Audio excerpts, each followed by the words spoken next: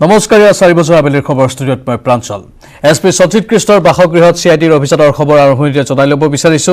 উলুবাৰীৰ উমাতীৰ্থত অভিযান CIDৰ প্ৰশ্নকাকত ফাদিল কেলেংকাৰীৰে জড়িত অভিযোগ আৰক্ষী অধীক্ষক সঞ্জিত কৃষ্ণৰ বিৰুদ্ধে CID কাৰ্যালয়ত DGP ভাস্কৰ জ্যোতি মহন্ত লগত আছে ADGP GP সিঙো।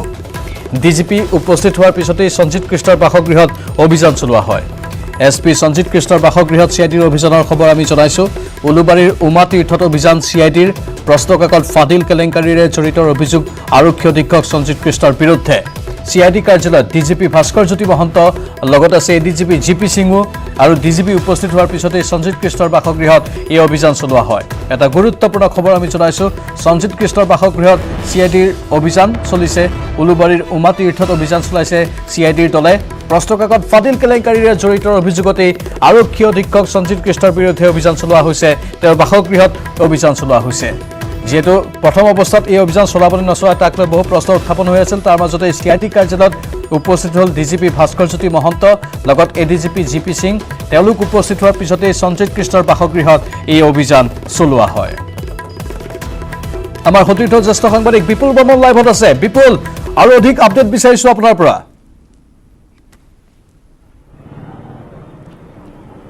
হয়, এই মুহূৰ্তত এইটোৱেই ডাঙৰ খবৰ যে বৰ্তমান সময়ত মোৰ পিছফালে থকা এই যিটো উলুবাৰীৰ কছাৰী বস্তিৰ সঞ্জিত কৃষ্ণৰ যে বাসগৃহ, এই বাসগৃহত এতিয়াও CIDয়ে তালাচী অভিযান চলাই আছে।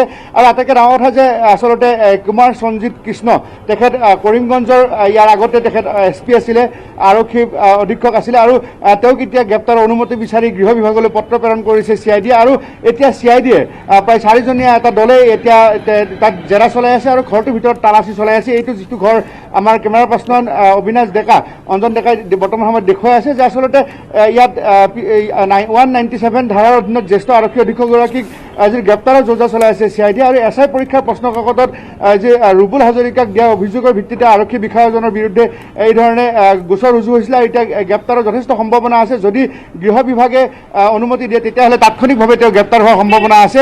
কৰিমগঞ্জৰ মই পুনৰবাৰ কৈছোঁ যে তেখেত প্ৰাক্তন SP আছিলে এই কুমাৰ সঞ্জিত কৃষ্ণ।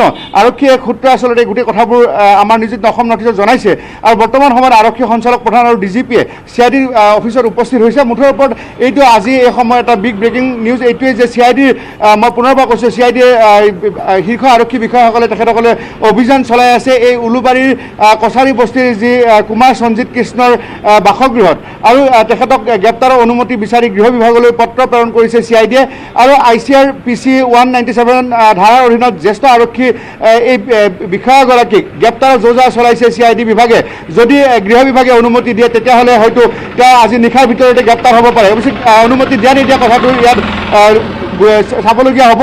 কিন্তু মই পুনৰবাৰ কৈছোঁ যে এই SI প্ৰশ্নকাকত ফাদিলৰ ক্ষেত্ৰত, কাৰণ ইয়াত দুগৰাকীকৈ যি মাষ্টাৰ মাইণ্ড আছিলে দিবন ডেকা আৰু PK দত্ত, তেওঁলোক গ্ৰেপ্তাৰ হৈছিলে। মুখামুখি তেওঁলোক দুজনকে জেৰা কৰিছিলে প্ৰাঞ্জল। আৰু তেতিয়া বহু তথ্য পোহৰলৈ আহিছিলে। আচলতে এই SI প্ৰশ্নকাকতৰ ক্ষেত্ৰত ৰুবুল হাজৰিকাই আচলতে যি অভিযোগ দিছিলে যে এই আৰক্ষী বিষয়াজনৰ বিৰুদ্ধে, আৰু তাৰ পিছতে CIDয়ে জঁপিয়াই পৰিছিলে আৰু তেওঁৰ বিৰুদ্ধে তালাচী অভিযান চলাইছিলে। তেওঁক মাতি আনি তেওঁক জেৰা কৰিছিলে এই কুমাৰ সঞ্জিত কৃষ্ণ। আৰু তেখেতৰ যি ককায়েক কুমাৰ সঞ্জয় কৃষ্ণ, তেখেত আমাৰ ৰাজ্যখনৰ মুখ্য সচিব, তেখেতে টুইট কৰিছিলে যে কোনো ধৰণৰ তেখেতে হস্তক্ষেপ নকৰে, আইনী ফালৰ পৰা যিটো শাস্তি পাব ভায়েকে সেই শাস্তিয়ে লাভ কৰিব। কিন্তু যিয়ে নহওক মুঠৰ ওপৰত এই যিটো বাসগৃহ আমাৰ কেমেৰা পাৰ্চন অঞ্জন ডেকাই দেখুৱাই আছে যে এই কছাৰী বস্তিত যিটো উলুবাৰী কছাৰী বস্তিৰ এই কুমাৰ সঞ্জিত কৃষ্ণৰ এই বাসগৃহটোত বৰ্তমান সময়তো CIDৰ লোকে ইয়াত মাৰাথান জেৰা তেখেতক চলাই আছে। আৰু যিহেতু ঘৰটো ডাঙৰ, ইয়াত বিভিন্ন ঠাইত তালাচী চলাই আছে। আৰু ঘৰটোৰ ভিতৰতে এতিয়াও কুমাৰ সঞ্জিত কৃষ্ণ তেখেত আছে। আৰু ইতিমধ্যে এই গোটেই বিষয়বোৰ পুংখানুপুংখভাৱে আলোচনা কৰাৰ বাবে DGP ডাঙৰীয়াৰ সৈতে GP সিং তেওঁলোকে দুয়োজনে এতিয়া CIDৰ কাৰ্যালয়ত উলুবাৰীৰ যি DGP অফিচৰ সন্মুখৰ কাৰ্যালয় আছে তাত এতিয়া ৰুদ্ধদ্বাৰ বৈঠকত মিলিত হৈছে। হয়তো নিশাৰ ভাগত আজি কাৰণ গৃহমন্ত্ৰী মুখ্যমন্ত্ৰী সৰ্বানন্দ সোণোৱাল গৃহমন্ত্ৰীৰ দায়িত্বত তেখেতে আছে। গতিকে মুখ্যমন্ত্ৰীয়ে গোটেই প্ৰশ্নকাকত ফাদিল কেলেংকাৰীটো তেখেতে যি সময়ত নতুন দিল্লীত আছিলে তাৎক্ষণিকভাৱে তাৰ পৰা কৈছিলে যে ইয়াত BJP নেতাই হওক নেতাই হওক বা যোনে কোনো খাৰী নাযায় বুলি কোৱা হৈছিল। আৰু এতিয়া সঞ্জিত কৃষ্ণৰ বাসগৃহত অভিযান চলি আছে। CIDৰ দল উপস্থিত হৈছে। যিকোনো মুহূৰ্তত হয়তো গ্ৰেপ্তাৰো হ'ব পাৰে। তাক লৈ বহুখিনি এতিয়া প্ৰশ্ন উত্থাপন হৈ আছে। আমি পৰৱৰ্তী সময়তো এই সন্দৰ্ভত অধিক তথ্য সম্প্ৰচাৰ কৰি থাকিম।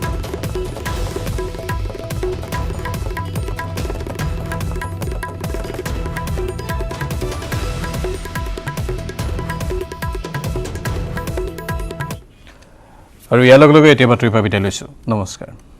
स्वागत है। मैं हूं तेजिंदर सिंह और मेरे साथ है मेरी सहयोगी मनीषा जो सांकेतिक भाषा में खबरों को आप तक पहुंचाएंगी। तो शुरुआत करते हैं हेडलाइंस के साथ। प्रधानमंत्री नरेंद्र मोदी ने कहा, कृषि सुधारों से किसानों को उद्यमी बनाने में मिलेगी मदद। पीएम ने फिर दोहराया, किसानों की आमदनी बढ़ाना है सरकार की प्राथमिकता। केंद्रीय मंत्री राजनाथ सिंह और नरेंद्र सिंह तोमर ने की कृषि विशेषज्ञ, किसान और संगठनों के प्रतिनिधियों से मुलाकात। हरदीप पुरी ने कहा, खरीफ फसलों की एमएसपी पर रिकॉर्ड खरीदारी। धान खरीदी में अब तक 35% का दर्ज हुआ इजाफा। वित्त मंत्रालय ने 20 राज्यों को खुले बाजार की उधारी के जरिए 68,825 करोड़ रुपए की अतिरिक्त राशि उगाहने की दी मंजूरी। अगस्त में हुई जीएसटी परिषद की बैठक में दिए गए 2 विकल्पों में इन 20 राज्यों ने चुना था पहला विकल्प।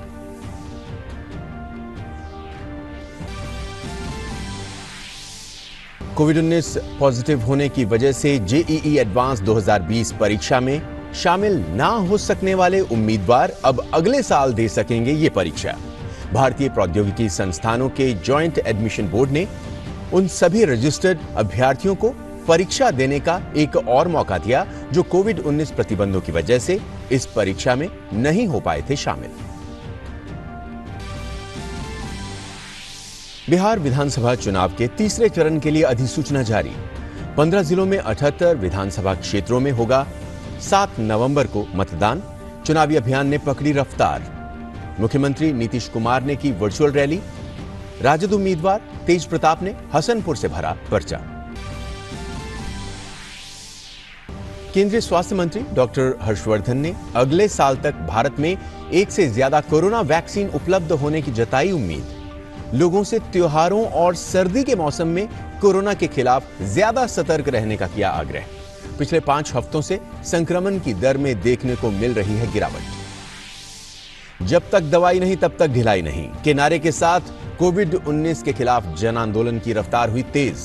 कई मशहूर हस्तियां भी अभियान को दे रही हैं समर्थन। जागरूकता के लिए डीडी न्यूज और डीडी इंडिया की मास्क अप पहल को मिली सराहना।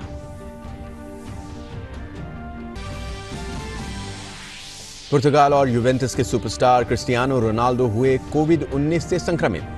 रोनाल्डो को कोरोना का कोई लक्षण नहीं।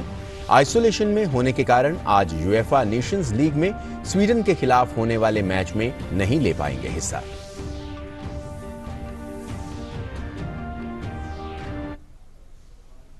और अब देखते हैं खबरों को विस्तार से। प्रधानमंत्री नरेंद्र मोदी ने कहा है कि कृषि संबंधी कानून खेती और किसानों के लिए नए अवसर पैदा हो रहे हैं। इनसे किसान की भूमिका अन्नदाता से उद्यमी की हो रही है। पद्म भूषण डॉक्टर बाला साहेब विखे पाटिल की आत्मकथा का वीडियो कॉन्फ्रेंस के जरिए उद्घाटन करते हुए पीएम मोदी ने कहा कि गांव में आर्थिक गतिविधियों और उद्यमिता को बढ़ावा देने के लिए मुद्रा जैसी योजनाएं शुरू की गई हैं, जो वित्तीय सहायता के जरिए नए उद्यमियों का सहारा बन रही हैं। गांव तक आधारभूत संरचना का विकास करना हो, यानी ग्रामीण सड़कों का निर्माण हो, या फिर उजाला के जरिए हर घर बिजली पहुंचाना, सिंचाई के लिए नहरों का विकास, रुकी सिंचाई परियोजनाओं को पूरा करना, सौर ऊर्जा ट्यूब, पशुपालन, पशु स्वास्थ्य के लिए टीकाकरण, न्यूनतम समर्थन मूल्य में वृद्धि, उपज को बाजार उपलब्ध कराने की पहल, खाद्य प्रसंस्करण की इकाइयों में बढ़ोतरी, किसान क्रेडिट कार्ड के जरिए ऋण की व्यवस्था या फिर किसान सम्मान निधि के अलावा मंडियों में सुधार सहित तमाम ऐसे कदम उठाए गए हैं जिससे खास तौर पर किसानों की आमदनी बढ़े और देश 14 करोड़ किसान और उन पर निर्भर लगभग 55 करोड़ से ज्यादा की आबादी तक आर्थिक विकास की रफ्तार पहुंचे। इसी क्रम में रक्षा मंत्री राजनाथ सिंह और केंद्रीय तोष जताया और कहा, गांव के विकास का सफर शुरू हो चुका है और जल्द ही मजबूत भारत सभी के सामने होगा।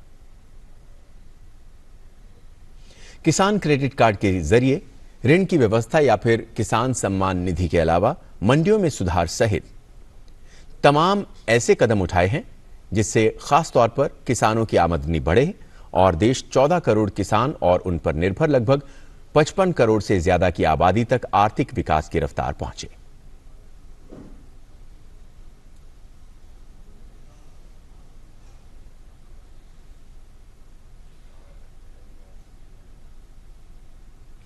वित्त मंत्रालय के व्यय विभाग ने 20 राज्यों को खुले बाजार की उधारी के जरिए 68,825 करोड़ रुपए की अतिरिक्त राशि उगाहने की अनुमति दे दी है।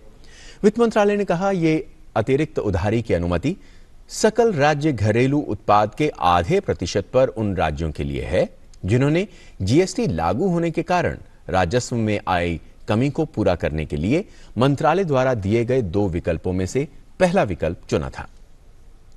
इस साल 27 अगस्त को जीएसटी परिषद की बैठक में ये 2 विकल्प पेश किए गए थे तथा 29 अगस्त को राज्यों को इसकी जानकारी दी गई थी।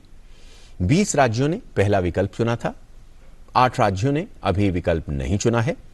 जिन राज्यों ने पहला विकल्प चुना है उन्हें वित्त मंत्रालय द्वारा बनाई गई विशेष व्यवस्था का लाभ होगा, जिसमें राजस्व की कमी को उधारी से पूरा किया जा सकता है।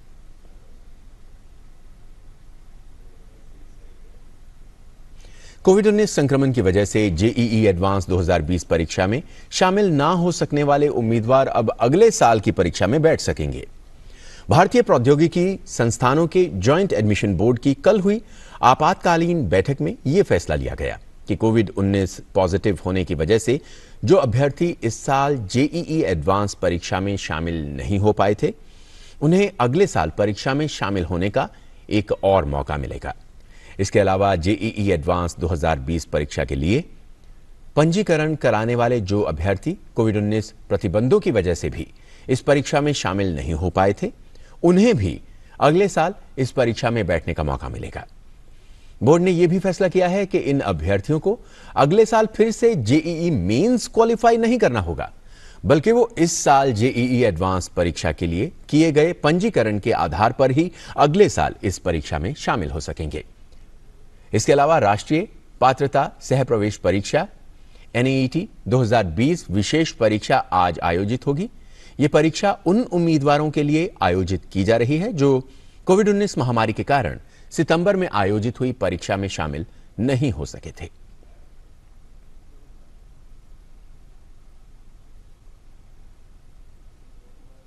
डेनमार्क ओपन बैडमिंटन प्रतियोगिता के पुरुष एकल वर्ग में आज भारत के नंबर 1 खिलाड़ी किदाम्बी श्रीकांत का मुकाबला इंग्लैंड के टॉबी पेंटी के साथ होगा। वहीं अजय जयराम स्थानीय खिलाड़ी एंडरसन एंटोनसेन से भिड़ेंगे। इस मैच में अजय जयराम को घरेलू दर्शकों के सामने खेल रहे एंडरसन से कड़ी टक्कर मिल सकती है। एक अन्य भारतीय खिलाड़ी शुभंकर डे का सामना कनाडा के जेनसन एंथनी के साथ होगा। कल युवा खिलाड़ी लक्ष्य सेन को पहले राउंड में मिली कामयाबी के बाद भारतीय खिलाड़ियों के हौसले बुलंद हैं। बिहार विधानसभा चुनाव के तीसरे चरण के लिए अधिसूचना जारी कर दी गई है। इस चरण में 7 नवंबर को राज्य के 15 जिलों में 78 विधानसभा क्षेत्रों में मतदान होगा। नामांकन पत्र भरने की अंतिम तिथि 20 अक्टूबर है। 21 अक्टूबर को नामांकन पत्रों की जांच होगी और 23 अक्टूबर तक नाम वापस लिए जा सकते हैं। राष्ट्रीय जनता दल के तेज प्रताप यादव ने आज रोसड़ा के हसनपुर विधानसभा सीट से नामांकन दाखिल किया। उन्होंने ये कल दाखिल किया था। उनके साथ उनके भाई तेजस्वी यादव भी मौजूद रहे।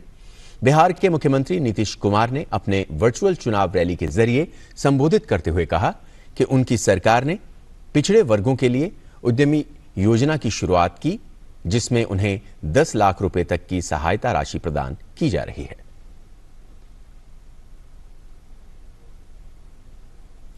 कोरोना के खिलाफ जंग में जागरूकता एक बड़ा हथियार शुरू से ही रहा है, लेकिन अब आने वाले त्योहारों और बदलते मौसम के बीच चुनौतियां बड़ी हैं। ऐसे में सूचना और प्रसारण मंत्रालय ने कोविड-19 के प्रति लोगों को जागरूक बनाने और कोविड से जुड़ी जानकारी को लोगों तक पहुंचाने के लिए कई अभियान शुरू किए हैं। केंद्रीय स्वास्थ्य मंत्री डॉक्टर हर्षवर्धन की अध्यक्षता में कल कोविड-19 संबंधी उच्च स्तरीय मंत्री समूह की 21वीं बैठक हुई, जिसमें कोविड के खिलाफ जन भागीदारी और वैक्सीन की उपलब्धता पर खास तौर पर चर्चा की गई। स्वास्थ्य मंत्री ने कहा कि भारत में कोरोना से स्वस्थ होने वाले मरीजों की संख्या में तेजी से बढ़ोतरी हो रही है और मरीजों के स्वस्थ होने की दर 86.78% है, जो दुनिया में सबसे अधिक है। और लोगों को जागरूक करने की दिशा में लोक प्रसारक डीडी न्यूज ने भी एक खास पहल की शुरुआत की है, जिसका नाम है मास्क अप इंडिया। 30 केंद्रीय मंत्रियों अमित शाह, राजनाथ सिंह, स्मृति ईरानी और प्रकाश जावड़ेकर के साथ साथ करीब 500 हस्तियों ने इस अभियान को अपना समर्थन दिया है, जिसमें अमिताभ बच्चन, राजकुमार राव और उदय कोटक जैसे लोग शामिल हैं।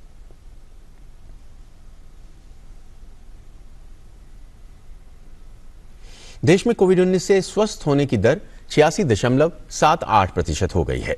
पिछले 24 घंटों के दौरान 77,760 कोविड मरीज ठीक हुए हैं।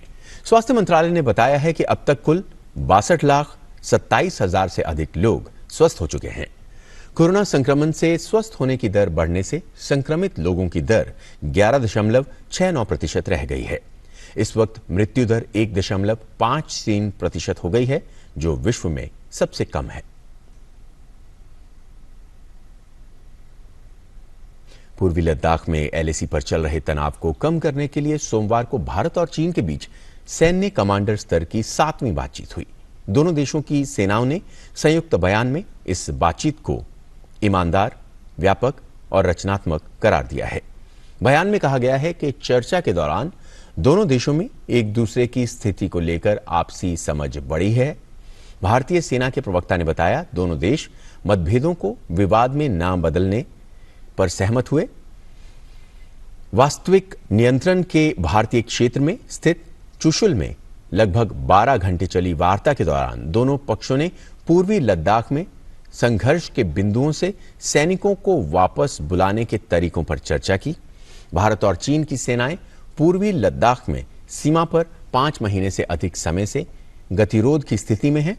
प्रवक्ता ने कहा कि भारत और चीन सैन्य और राजनयिक माध्यम से संवाद और संपर्क बनाए रखने पर राजी हुए।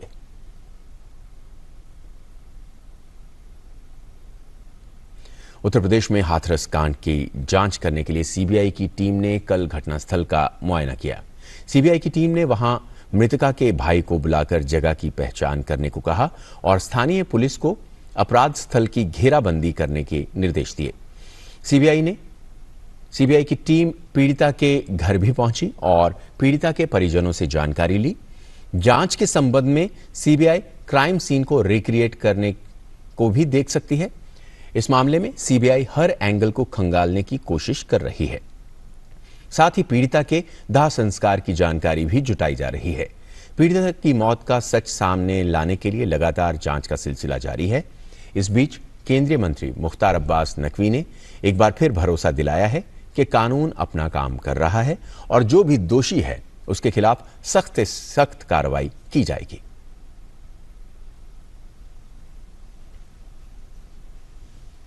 दुनिया भर में कोरोना वायरस के मामलों की रफ्तार कम होने का नाम नहीं ले रही है। इस समय पूरे विश्व में 3,83,00,000 से ज्यादा लोग इस वायरस से संक्रमित हैं। 10,90,156 लोग इस महामारी से दम तोड़ चुके हैं। 2,88,35,226 लोग संक्रमण मुक्त भी हो चुके हैं। कोविड-19 से सबसे अधिक प्रभावित अमेरिका में पिछले 24 घंटों में 49,461, ब्राजील में 11,415, रूस में 13,868 और स्पेन में 7,118 नए मामले सामने आए हैं। पुर्तगाल और यूवेंटस के सुपरस्टार क्रिस्टियानो रोनाल्डो कोविड-19 से संक्रमित पाए गए हैं। पुर्तगाल फुटबॉल संघ ने एक बयान जारी करते हुए इस बात की घोषणा की। बयान के मुताबिक 35 वर्षीय रोनाल्डो कोविड-19 से संक्रमित हैं। हालांकि उन्हें कोरोना के कोई लक्षण नहीं है और वो आइसोलेशन में हैं। रोनाल्डो नेशंस लीग अभियान के लिए पुर्तगाल की टीम का हिस्सा थे। उन्होंने रविवार को फ्रांस के खिलाफ खेले गए मैच में हिस्सा लिया था। रोनाल्डो को वापस घर भेज दिया गया है। नेशंस लीग में आज पुर्तगाल का सामना स्वीडन के साथ है।